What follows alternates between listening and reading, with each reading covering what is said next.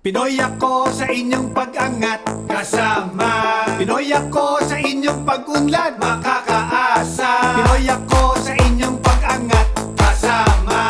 Pinoy ako sa inyong pag-unlad, makakaasa. Pilipinas, ang tunay na pag-asa. Nandito na ang masasandalan natin sa ating pagkakaisa. Ibigay na natin ang ating bawat kakayahan. Nasa gisag ng Pilipino ay ating bayanihan. Yan ang ating yaman at likas sa ating lahi. Ang magtagumpay sa buhay gamit pagpupunyagi. Kaya ang laban ay isulong at huwag padadaig. At sa party list, iparinig natin ang ating tinig.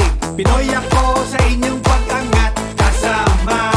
Pinoy ako sa inyong pag-unlad, makakaasa. Pinoy ako sa inyong pag-angat, kasama.